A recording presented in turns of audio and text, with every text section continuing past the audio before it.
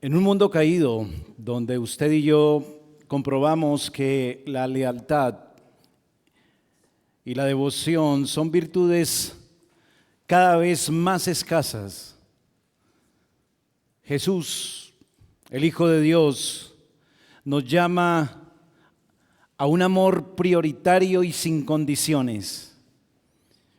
En Mateo 10, 34 al 39, que acabamos de leer públicamente, Jesús nos enseña que el amor a Él debe ser lo más importante en nuestra vida, incluso por encima de nuestros afectos y relaciones más valiosas. Pero ¿qué significa amar a Cristo de esa manera? ¿Cómo podemos mostrar nuestro amor a Él en un mundo que a menudo se opone a sus enseñanzas y principios? Bien, en esta meditación exploraremos dos aspectos importantes del amor hacia Cristo de parte nuestra, de parte suya, de parte de sus discípulos.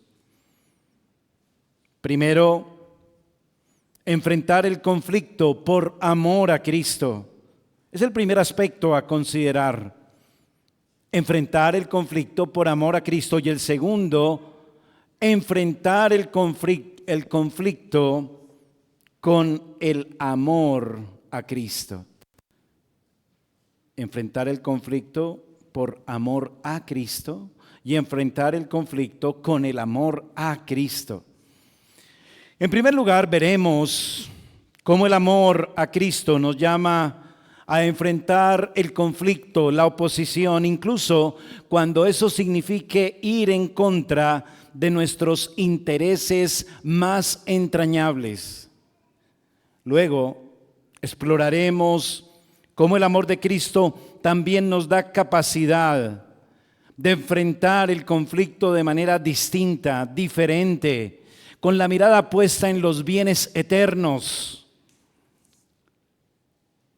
para mantener nuestra lealtad con nuestro Salvador y Señor. Vamos a llamar nuestra meditación de esta tarde: amemos a Jesús prioritariamente. Y a medida que estudiamos este pasaje, descubriremos que el amor a Cristo no es solo una emoción o una sensación, sino una elección deliberada que demanda valentía, sacrificio, dedicación, decisión.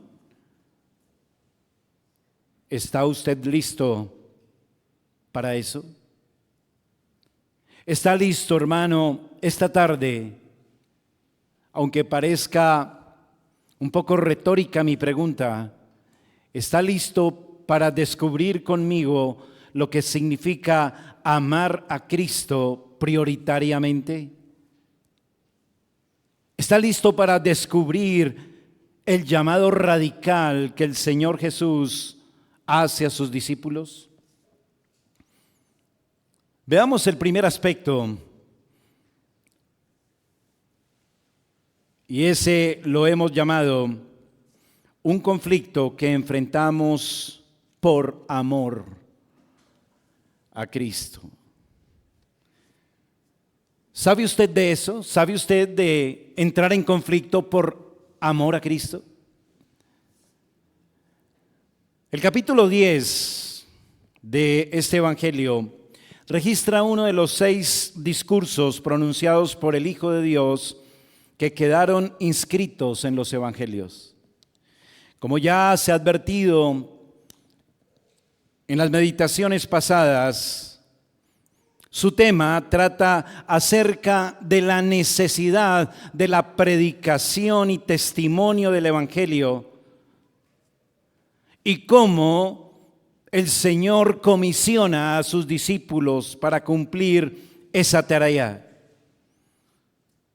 También el capítulo nos habla de las recomendaciones y advertencias relacionadas con el cumplimiento de esta obra, ¿lo recuerda? Y precisamente en la última parte de este capítulo 10, antes que el autor inspirado dé conclusión al relato de este discurso, vemos cómo registra que el Señor advierte de los peligros que acarrea el rol de testigos de Cristo ante un mundo incrédulo. Versículo 16, mírelo ahí en su capítulo 10 de Mateo. Y aquí yo os envío como ovejas en medio de lobos, sed pues prudentes como serpientes y sencillos como palomas. Así que después de que el Señor nos deja ver que hay una gran necesidad de que se dé testimonio del Evangelio, recuerda cuando dice, la mies es mucha, los obreros son pocos, luego nos muestra cómo Él llama a cada uno de sus discípulos y luego cómo los encomienda. Ahora les advierte de que son como ovejas en medio de lobos que van a enfrentar al mundo incrédulo y que incluso van a tener persecución al punto que quizás sus vidas estén en riesgo. Versículo 28, la primera parte que veíamos la vez pasada, y no temáis a los que matan el cuerpo. Todo ese es el riesgo que se corre cuando se es testigo fiel de Cristo.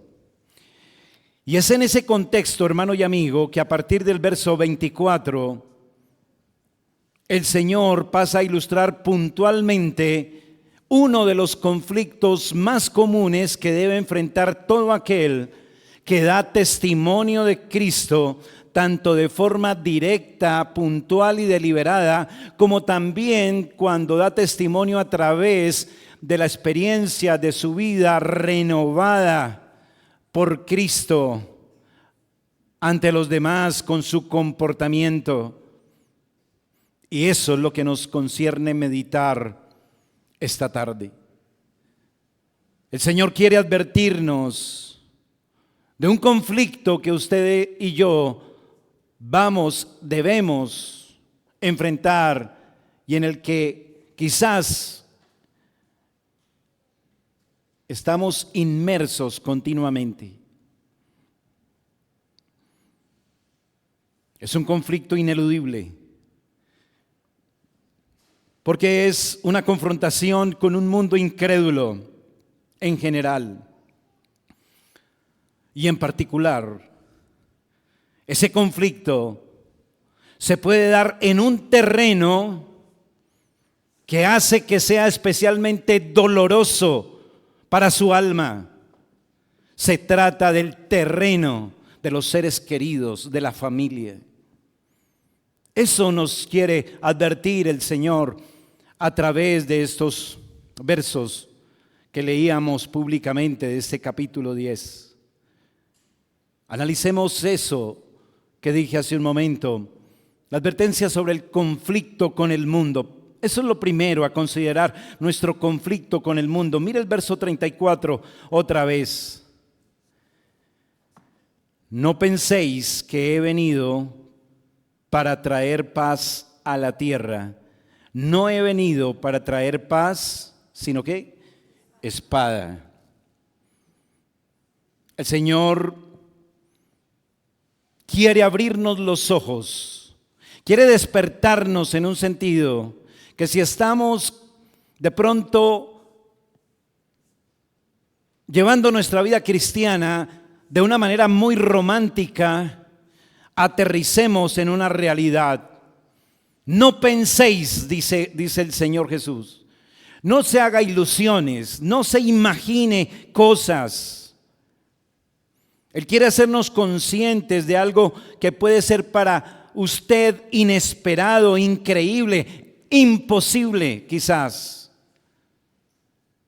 Trata acerca de que no debemos imaginarnos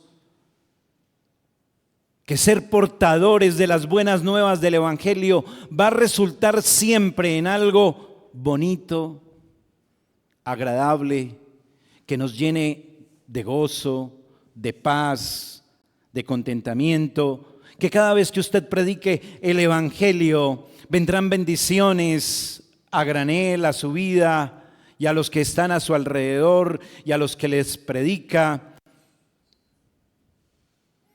No se haga ilusiones con eso, nos dice el Señor Jesús. Usted puede asumir que llevar el Evangelio,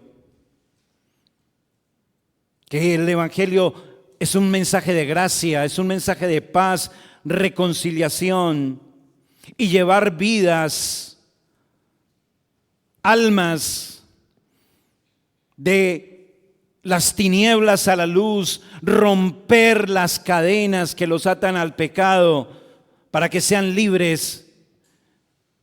Eso debe generar cosas siempre buenas, bonitas, ¿no le parece? Porque es un mensaje de buenas nuevas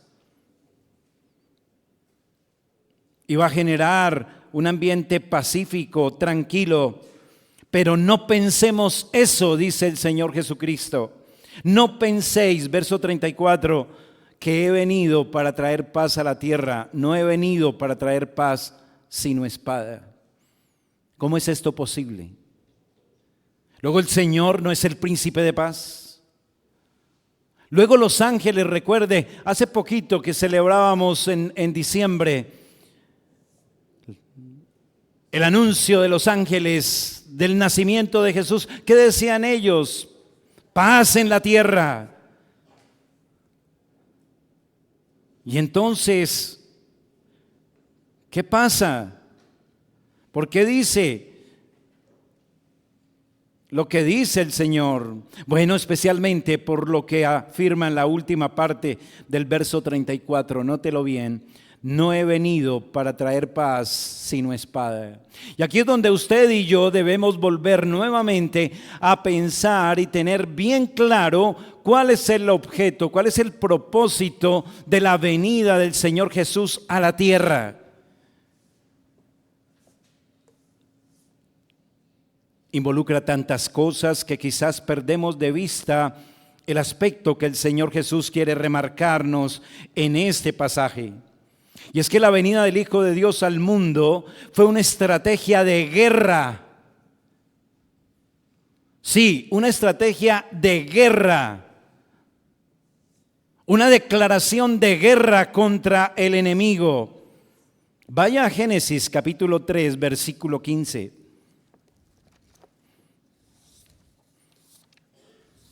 Aquí dice: ¿a qué viene el Señor Jesús?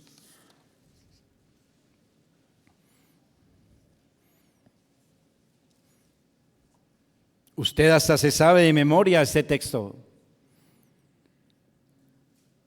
Y pondré enemistad entre ti y la mujer, y entre tu simiente y la simiente suya. Eso ya lo estudiamos, recuerda, cuando iniciábamos nuestras reflexiones en el Génesis. Ahí está la misión de Cristo. Porque ¿quién es la descendencia de la mujer? Cristo. Y dice: pondré enemistad entre ti y la mujer, y entre tu simiente y la simiente suya. Hay dos simientes que entrarán en conflicto. Un conflicto espiritual entre la luz y las tinieblas, entre los hijos de Dios y los hijos del diablo. Y esto también es parte de la promesa del Evangelio que se les está dando a Adán y Eva. Es la quinta esencia de la buena noticia que anunciamos. Y es que Cristo vino al mundo para vencer al enemigo que tenía el imperio de la muerte. Esto es al diablo. Él vino para vencerlo, para vencer al enemigo y vencer a su descendencia, para así dar salvación a su pueblo, a todos los que creen en Él en fe y arrepentimiento como su Señor y Salvador. No debemos pensar entonces, hermano, que es extraño que el Evangelio traiga conflicto a esta tierra, porque estamos en medio de un mundo que caído, donde hay mucha simiente ¿de quién? De Satanás. y la simiente de Cristo entra en conflicto con esa simiente. Va a haber un distanciamiento, va a haber una división. Sí, el Evangelio causa división, causa conflicto. ¿O es que el mundo siempre lo recibe a usted con los brazos abiertos cuando le predica el Evangelio? ¿Sí?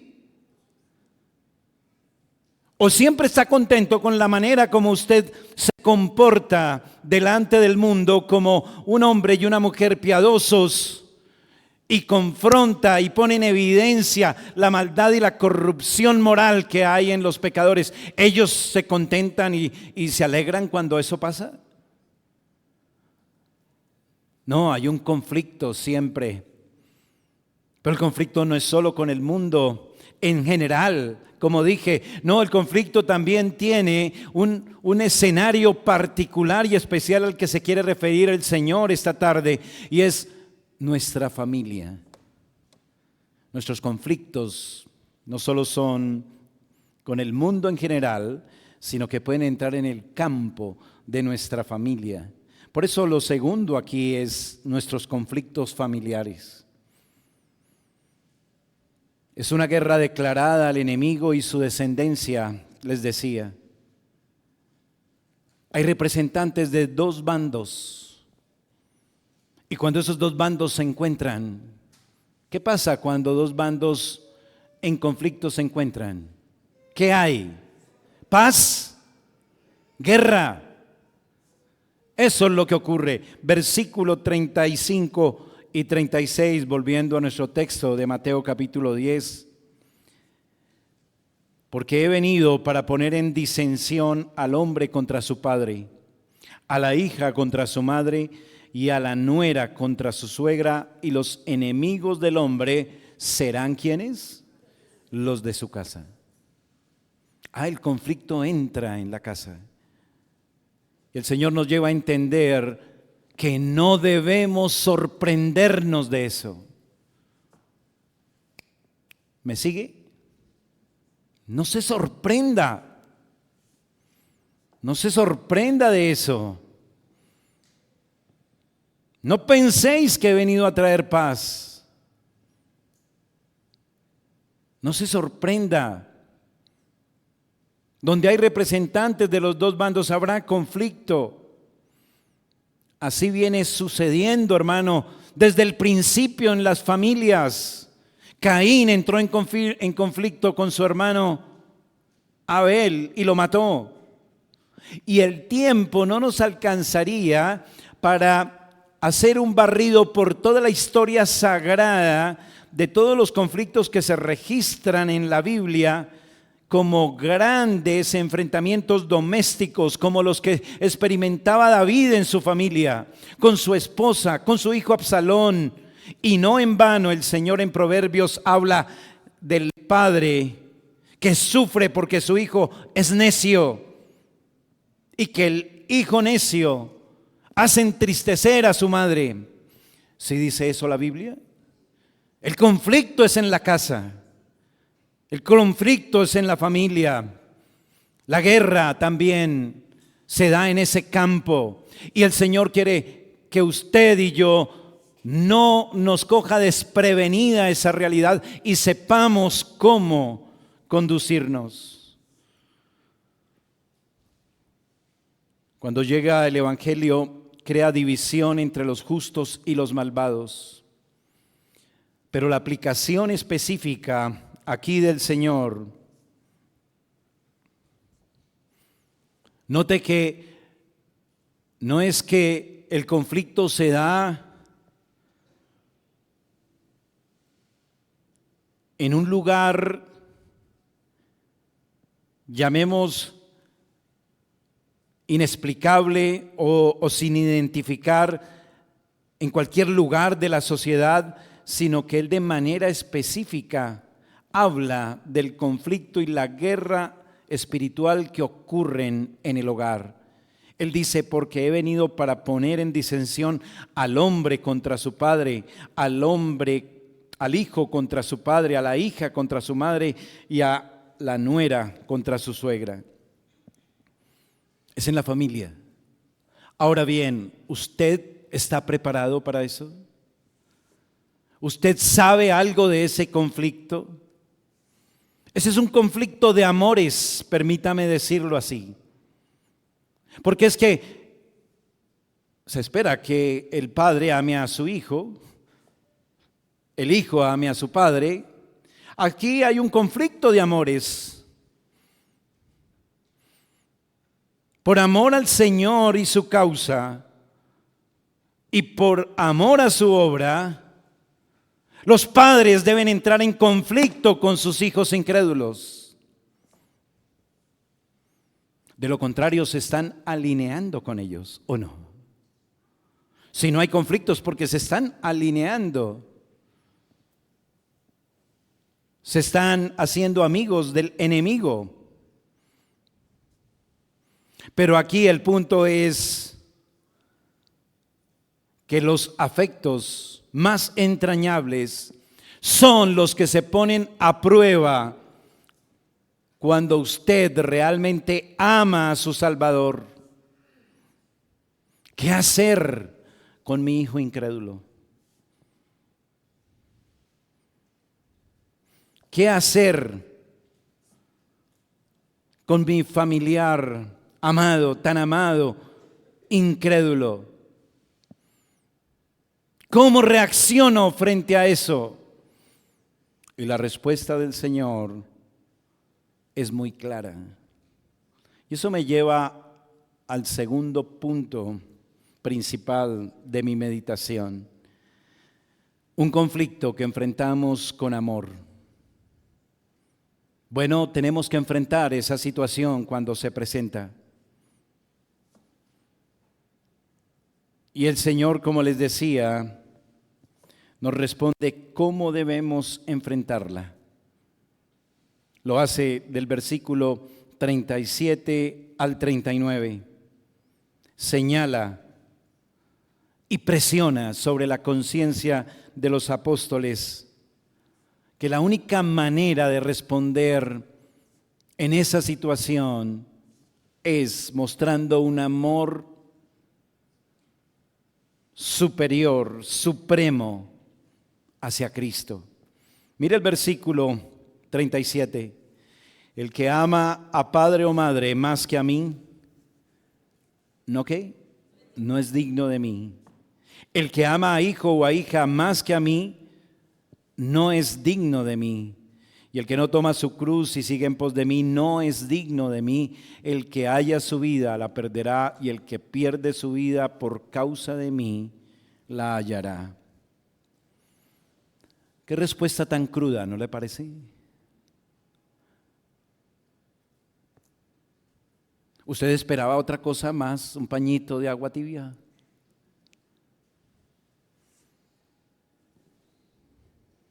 Señor dice, ¿listo? Sí, va a haber ese conflicto entre padres e hijos, hijos y padres.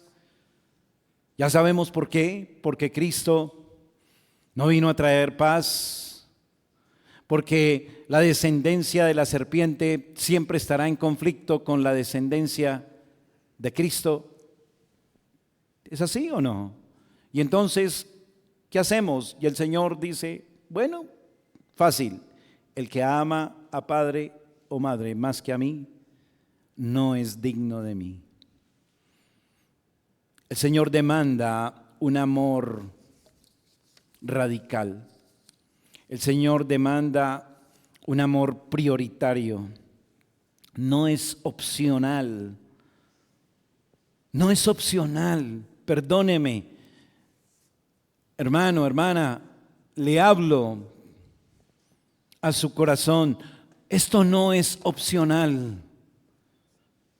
Y no es opcional porque define lo que es el verdadero creyente y el falso creyente.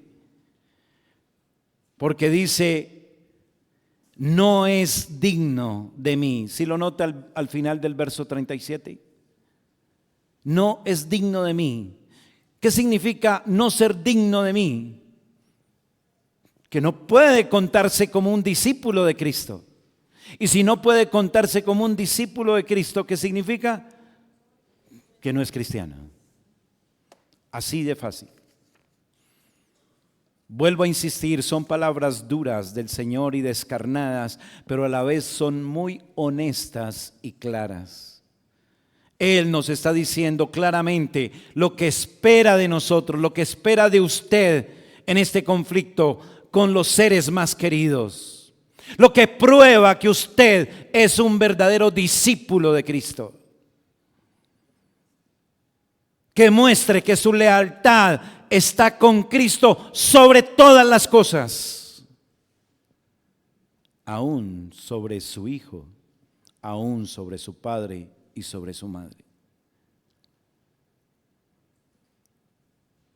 No es fácil, ¿verdad?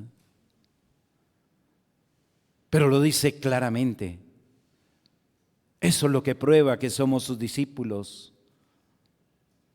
Eso es lo que espera de nosotros, esa lealtad. Y por eso nuestra meditación la llamé: amemos a Jesús prioritariamente.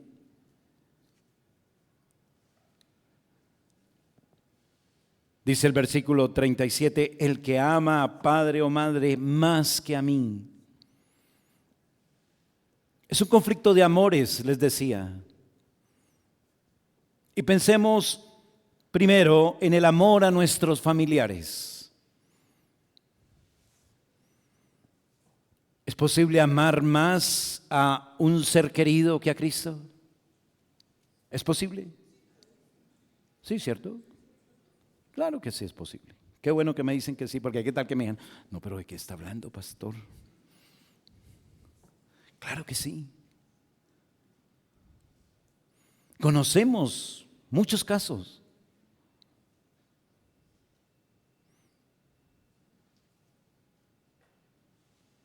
De hombres que temen a sus hijos, que son incrédulos, padres, madres que temen a sus hijos incrédulos y prefieren darle gusto a sus hijos antes que seguir a Cristo con fidelidad. Así que sí es posible que esto suceda. Y al hablar de amor al padre y a la madre, al hijo, está hablando de un afecto natural. Es algo natural de nuestro rol y de nuestra condición como parte de una familia. Es una expresión de amor, un sentimiento natural que surge hacia nuestros seres queridos. Pero el Señor dice que ese afecto natural no puede ser el que prime, no puede ser superior. Así que ahí es donde está el punto. Si el cariño, el apego a la familia es mayor,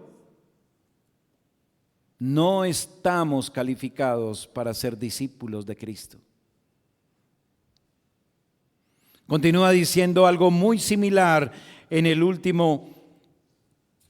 la última parte, en el verso 39, dice: el que haya su vida la perderá, y el que pierde su vida por causa de mí la hallará.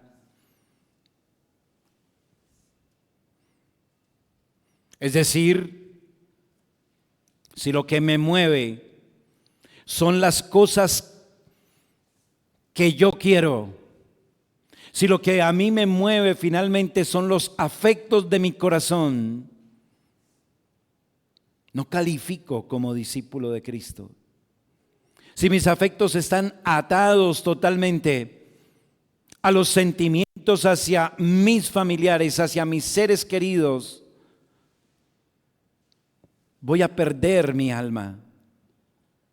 El Señor está diciendo claramente que terminaré perdiendo la vida cuando lo que me mueve son las cosas que más quiere mi corazón y que las que considero son más importantes, son sobresalientes, son prioritarias.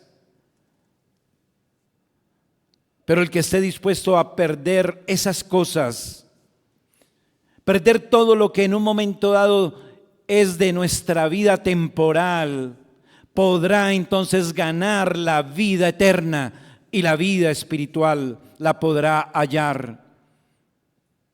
¿Dónde reside entonces nuestra lealtad?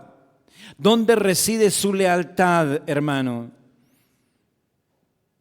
Y cuando hay conflictos familiares es cuando en verdad sale a la luz y se revela realmente dónde está nuestra lealtad.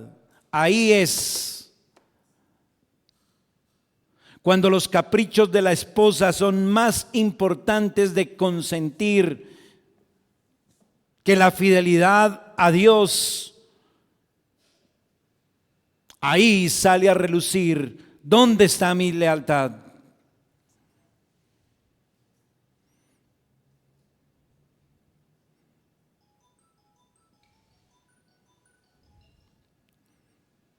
Ese es el punto aquí.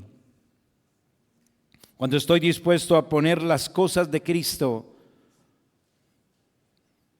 por encima de las cosas que yo quiero, es porque estoy dispuesto a perder, insisto, todo lo que representa importancia en mi vida temporal, pero gano la vida eterna.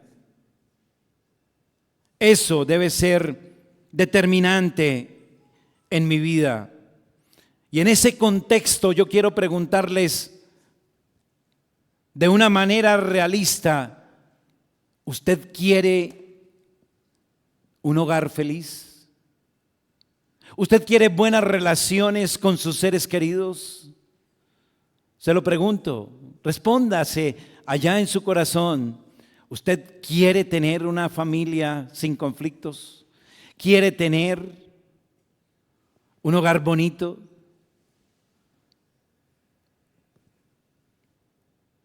Espero que la respuesta sea sí. Pero el punto es, ¿a costa de qué? Porque tener o querer una familia bonita, una familia en paz, un hogar feliz, es a costa de la causa de Cristo y de mi lealtad a Cristo. Perdí el año. No soy digno de ser discípulo de Cristo. Ay, pastor, pero luego los cristianos no deben tener un hogar bonito y no deben de luchar por la paz y eso. Sí, pero ¿a costa de qué? ¿De todo? ¿Pasando por encima de Cristo? Ese es el punto.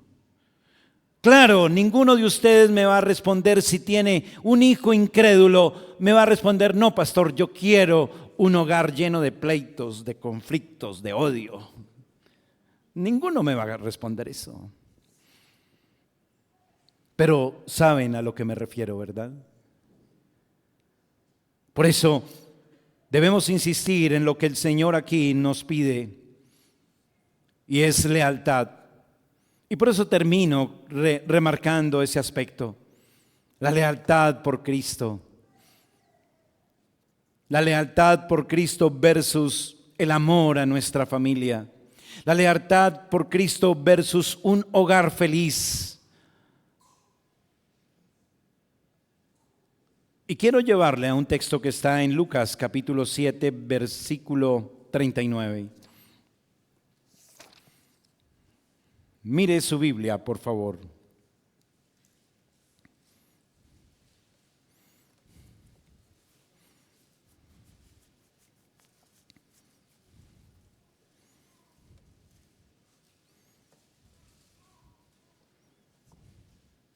¿Lo tiene? Lucas capítulo 7, del versículo 39 en adelante, nos narra la visita que hizo el Señor Jesús a donde un fariseo llamado Simón. Algunos recordarán ese episodio. En este episodio encontramos la historia de una señora que era muy pecadora y llegó de repente a ese lugar donde se encontraba el Señor visitando a ese fariseo. Y allí entonces la mujer hizo algo especial. Mire el versículo 37. Entonces una mujer de la ciudad que era pecadora, al saber que Jesús estaba a la mesa en casa del fariseo, trajo un frasco de alabastro con perfume y estando detrás de él a sus pies llorando, comenzó a regar con lágrimas sus pies y los enjugaba con sus cabellos y besaba sus pies y los ungía con el perfume. Hizo algo inesperado, extraordinario. Y por el contexto del pasaje, sabemos que esta mujer estaba mostrando a través de este acto el gran amor que sentía hacia Cristo. Y cuando el fariseo le pregunta, bueno, ¿y qué significa todo eso? Bueno, significa algo muy importante, algo muy especial. Versículo 47. Por lo cual te digo que sus muchos pecados le son perdonados, porque amó mucho, mas aquel a quien se le perdona poco, poco ama. ¿Qué está diciendo aquí el Señor? Bueno, el Señor está diciendo que esta mujer estaba mostrando el gran amor hacia el Salvador de esa manera tan especial. Y que lo hacía así, ¿por qué? Porque era consciente de todo el perdón que había recibido de parte del Señor Jesucristo. De todo el perdón que Dios le había otorgado a través de Cristo.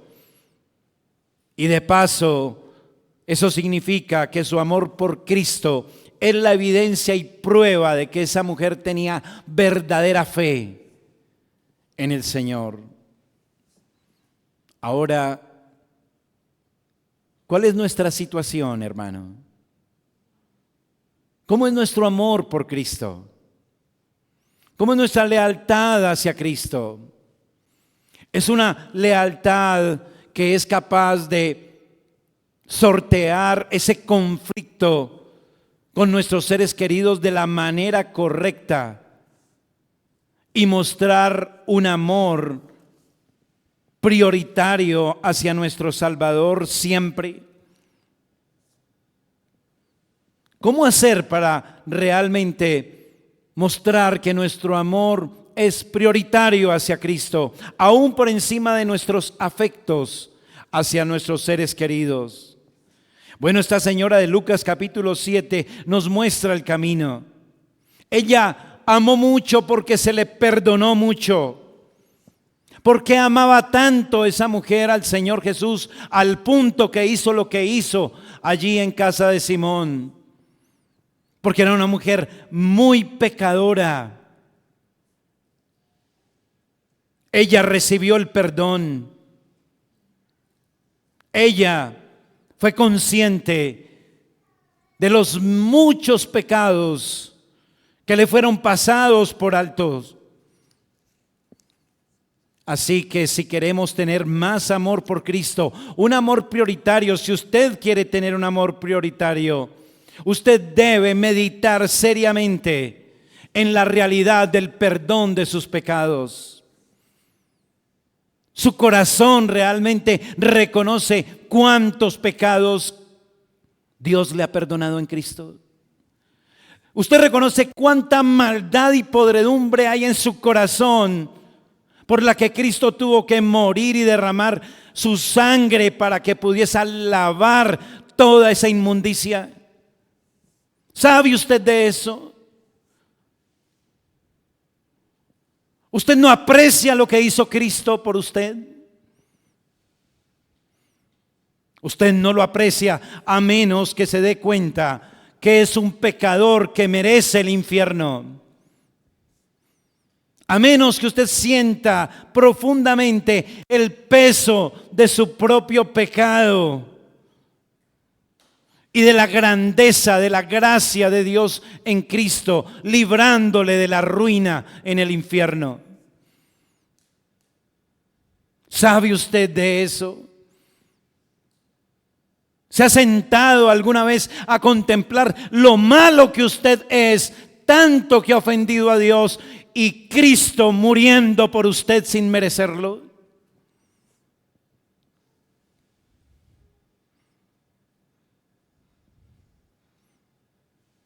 El Hijo de Dios sufriendo, muriendo, para que usted nunca fuera castigado, para que usted nunca sea visto como pecador delante del juez de todo el universo. Lleva usted ese gran amor de Cristo en su alma, palpitando momento a momento, para que usted pueda en un momento dado también dar a Cristo un amor prioritario, aún pasando por encima de sus afectos más entrañables, con su hijo, con su padre, con su madre, con el que sea, y darle prioridad a Cristo. Solo será posible si su alma reconoce cuán malo es usted y cuán grande es el amor y la gracia de Cristo.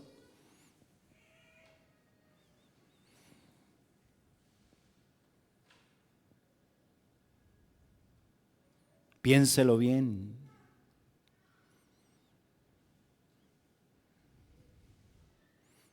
Si usted cree que merece el infierno, o usted dice, no, pues yo realmente pienso que, pues que hay otros que realmente Cristo tenía que morir por ellos y limpiarles muchos pecados. Pues a mí, pues, no tantos. Eso sería un insulto. Pero entiende el punto, hermano y amigo. Entiende el punto. Piénselo. Medítelo. La gracia de Dios, quitando toda la culpa que hay en su alma y poniéndola sobre su Hijo Jesucristo, entregándolo por nosotros. Piense que lo envió a morir en lugar nuestro. Piense que no solamente murió en lugar nuestro, sino que también Cristo en la cruz alcanzó toda bendición espiritual en los lugares celestiales a favor nuestro, para bendecir nuestras almas rica y abundantemente por los siglos de los siglos.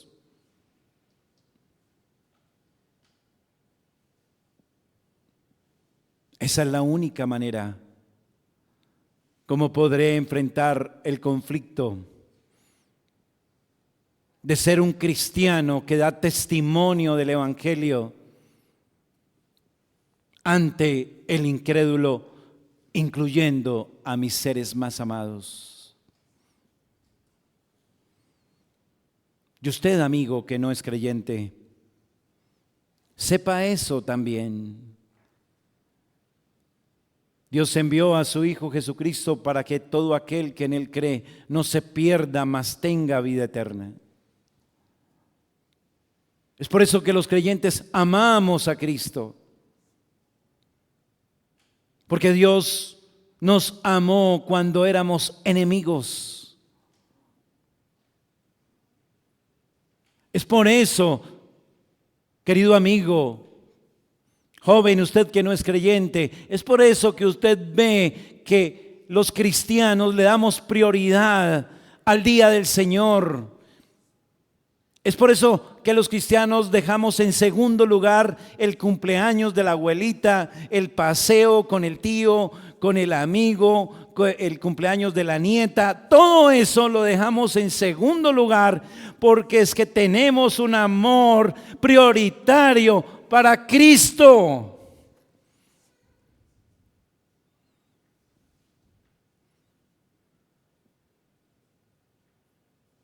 Así que, amigo joven que me escucha, este Cristo que murió por nuestros pecados también puede ser el Cristo al que usted puede abrazarse en arrepentimiento y fe. Arrepiéntase y crea. Él es el único camino de salvación para que usted no siga apegado a los afectos de su corazón y despreciando a Cristo hasta el fin de su día y se arruine su alma perdiéndola en el infierno.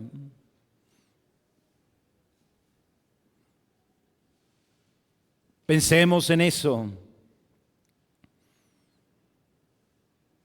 Llevar el testimonio de Cristo